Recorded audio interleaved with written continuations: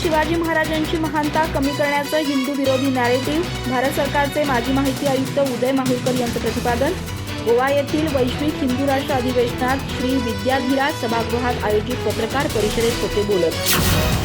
दक्षिण गुजरात ते तामिळनाडूच्या जिंजीपर्यंत 1600 किलोमीटर लांबीचं राज्य निर्माण करून मुघल राजवटीच्या अंताची पायाभरणी करणारे छत्रपती शिवाजी महाराज हे एक मोठे सम्राट आणि राष्ट्रनिर्माते होते.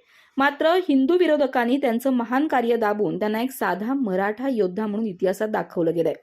छत्रपती शिवाजी महाराज यांची महानता कमी करण्याचं काम चालू आहे.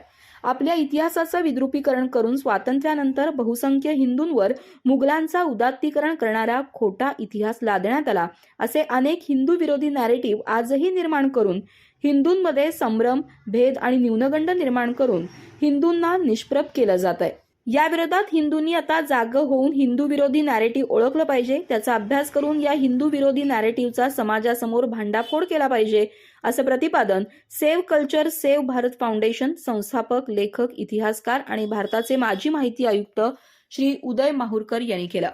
ते फोंडा, गोवा येथील वैश्विक हिंदू राष्ट्र अधिवेशनात श्री विद्याधीराज सभागृहात आयोजित पत्रकार परिषदेतील हिंदू विरोधी नॅरेटिव्हला प्रत्युत्तर यावर बोलत होते.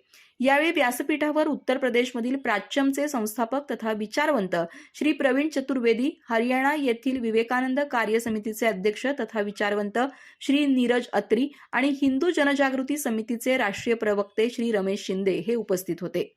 हिंदूंविरोधी नॅरेटिव्ह विषयी सांगताना श्री माहुरकर पुढे म्हणाले की हिंदूंना नॅरेटिव्हची लढाई जिंकायला शिकावं लागेल. हिंदूंच्या सहिष्णू स्वभावामुळे तसंच विजिगीषू वृत्तीच्या अभावामुळे ते नॅरेटिव्हच्या लढाईत नेहमीच हरत आलेत. हे स्वातंत्र्यापासूनचे चित्र आहे. वर्ष 2002च्या गुजरात दंगलीच्या आधी गोध्रा इथं ज्या साबरमती रेल्वेमध्ये 59 हिंदू मारले गेले, मात्र माननीय नरेंद्र मोदी, राष्ट्रीय स्वयंसेवक संघ आणि भाजप यांनी मुस्लिम विरोधी लाट आणण्यासाठी हे कृत्य घडवून आणल्याचं कम्युनिस्ट आणि इस्लामी रणनीतिकारांनी सांगितलं. प्रत्यक्षात मुसलमान जमावानं रेल्वेचे डबे जाळल्याचं गुजरात उच्च न्यायालयाच्या निकालात समोर आलंय.